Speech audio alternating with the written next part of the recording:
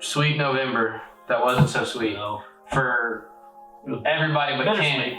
Everybody but Kent. Kent's just the red bearded slayer. He's the guy. He is the man. So day one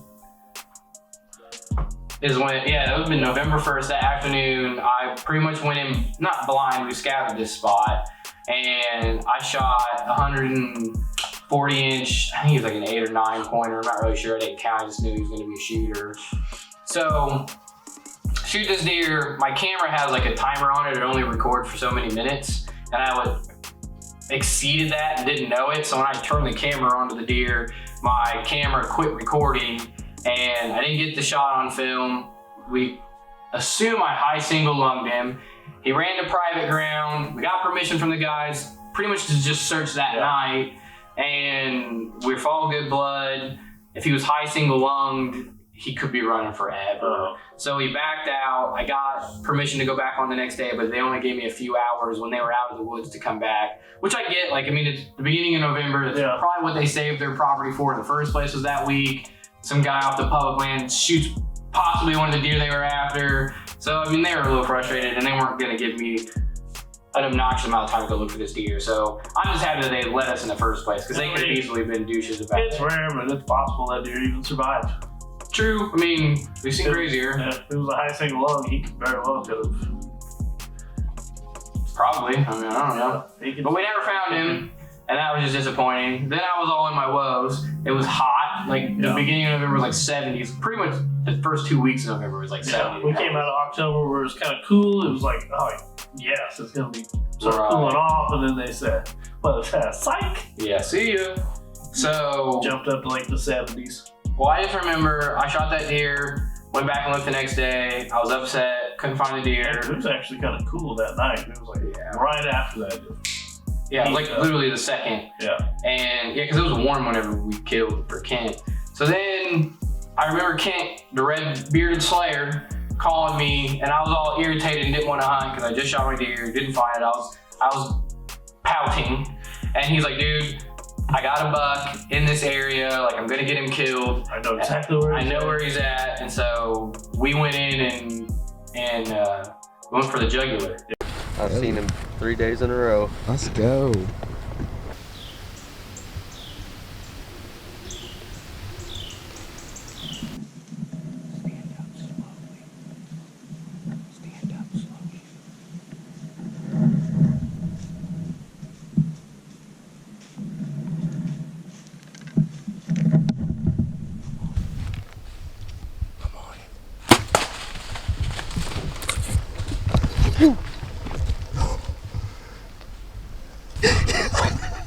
That's a giant. Oh, he's huge. Oh my God. He's going down, bud. That was the best hunt of the year, really. I mean, he kills a 150-inch deer.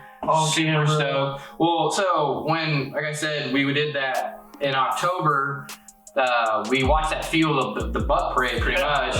He kept saying in the stand, like, there's one that's bigger than all these, like, but he's not showing up. I don't know where he's at. Because he had watched that field the night or two before. And when we killed his buck, he was like, this is the deer that didn't show up that day. Yeah, he'd actually sent us, I mean, it was on his phone, so you couldn't really see it. You could tell that there was a buck out there bigger than the rest. Yeah. So, that was a really cool story. I mean, that was pretty much, dude, the epitome of hang and bang on public ground. So he's seen these, it was just, it's a small, private, like little, almost just like a finger, really. Yeah, it's just a little finger in a field, and then the rest, it's surrounded by public. Well, so what he did is he actually, the day before, well, when I shot my deer, that day, he watched that, he went duck hunting that morning and watched that buck walk across the street to the public. So he went in that day, went back there scouting for the deer, found a giant scrape, and that's what we hunted over. November 3rd is when that was. So that, I mean, it worked out perfect. And I mean, that deer came in 10 yards, heart shot, died 10 yards away from us. Well, probably like 20, but I mean, was dead in second. It was the coolest hunt. Kayaked him out of there because it's pretty much the only way to get him out of there. It was sweet. It was 150 inches, I think, is what they scored it at or whatever. Unfortunately, I couldn't be there as it worked, but That would have been so cool to come help drag out and stuff. Oh yeah, for sure. It was a good time. And then the best part was just driving around, like and all the old timers. Like we go to the gas station, all oh my gosh, that's a giant. Like it was pretty cool. You kill a deer, that's the thing. You just drive around with your feet hanging up in the air. That's 10, so the rats got to hang out anyways. Yeah. So I mean, you know what's up. But yeah, so that I started it out terrible, and then Kent kind of gave us a little glimmer of hope. Yeah. I got back into it, but the next pretty much 2 weeks were just trash. Like hot weather, no deer activity. I don't even think I've seen bucks chasing does. Nope. Like at all. And it was gun season. Yeah. So then your gut, what's that, third week? That is Second week. So Third second week's week. Thanksgiving. And that was garbage too, wasn't it? Pretty much no deer. I seen 2 deer all weekend. And it was hot. Yep. That wasn't the tractor, was it? That was second season. Okay. Yeah, it was So hot. good for I seen 2 deer. I could have killed one. I had a doe 5 yards in front of me, but you know, it was literally the opening day, hour into the hunt. Well, and then you had talked about even that they were possibly working on a herd. Yeah, we were kind of wanting to work on the herd, so we were trying not to shoot does. Well, even last year you guys didn't see a lot of deer. Yeah, we haven't seen a lot of deer the past couple of years. So it's kind of, we're trying to not shoot does. Yeah. Unless it's a big, old, mature doe that may not be producing anymore. Yeah, to clarify, like this is a private ground piece that you've been hunting since you were a kid, right? Yeah. Your dad. I've been going there since I was like 6. You shot your first deer there. Yeah. Yeah. That deer got shot there, didn't it? So that deer got shot there. It's down by the Shawnee, right? Yep. Yeah. So like almost butting up to it. Pretty close. So yeah, that's pretty sweet. Yeah. I've seen like like you showed me on Onyx, the property, it's pretty bad. So if you're not seeing deer out there, something's going on. Yeah. It's kind of like a little hub for deer to get pushed off of the public. Oh, right to you guys. Yeah, for sure. So I guess that leads to Thanksgiving. Yep. And That's what did you do Thanksgiving? I don't remember. So I had family stuff on Thanksgiving, of course. Then I hunted Saturday, and I had those guys walk in on me. Yeah, they're gonna be so mad. And you know, it's Thanksgiving. The next weekend's second gun, so like, you know, whatever. It was on public. It was on public. I'm like, I literally just got set up. I haven't been here that long. I didn't expect to see deer.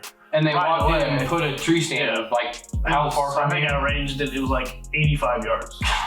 Hang the tree stand and then they leave. So I'm like, okay, whatever. They're not coming back. They're just gun hunters.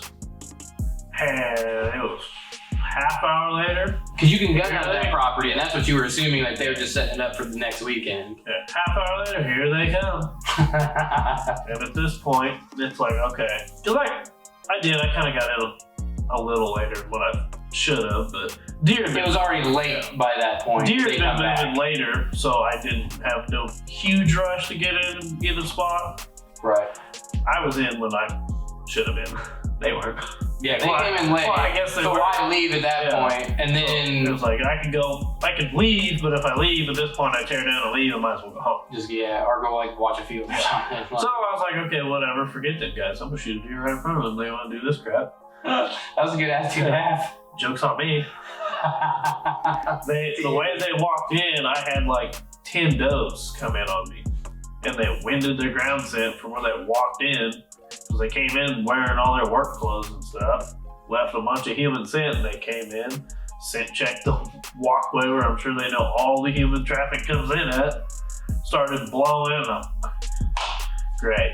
And then they got to like 50 yards from me. I don't really take a shot that far, so I'm just kind of waiting. Maybe they kind of calm down a little bit. I'm hoping they'll work their way to me. This is after those guys have already set up, yeah. Yeah, they already, one come in, went this way, one went that way, one set up a tree stand by me, I can see them. And I see deer coming from behind me, because I'm kind of watching behind, see if the deer maybe hit a different run. And I see deer back behind.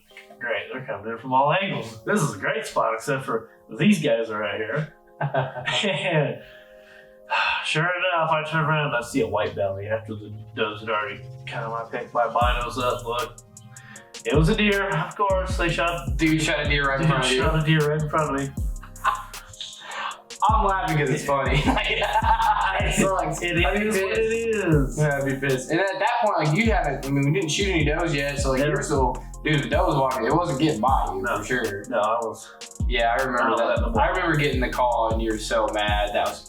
And I just laughed at you. At that point, what can you do but be like, geesh, after the season, we've already had, like, this, I just bottle it on. Yeah, and of course, that's when I was using that Nikon and didn't get much of it on film. I didn't get any of the deer on film. I filmed the deer for probably 10, 15 minutes and it froze and deleted everything. Yep. So, Thanksgiving, I went down to my private piece. First morning, one of my private pieces was flooded. Which, at that point, after everything that's happened to us so far, I was just like, this is a joke. It can't be real. Truck camera was drowning. So I set up right there that morning. Then I got past the water and got in the tree, and my camera died at like noon. Yeah. So I just turned around and left. And on the way out, we figured out the camera was underwater. So I didn't hunt it after that. I never touched it again. Well, I have another piece of property, probably an hour away from that one. I hunted it, and that was when I had that really big buck. Yep. I couldn't get it into focus. Preston gave me a lens hood, and the lens hood, like, it was like actually stopping the focus. So I could not figure out why it wouldn't focus. I was like, dude, I was almost in tears. That was great. I mean, that deer, I don't know if I would have got a shot on him either way. He kind of came in and got my ground scent. I could tell he got nervous, and then I don't know if he could really see me from where he was, or just kind of caught me moving around, but just turned around and went the opposite way.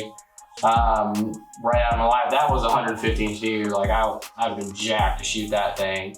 And so that didn't happen, and then I came back, we hunted public again, and that was the extent of November for real. Like, nothing else happened after that. Yeah, because you did that, I hunted. Got that doe shot in front of me, and we went and hunted that Sunday. And then that leads us to second, like the beginning of December, which would be gun season. Yep, that was second shotgun season.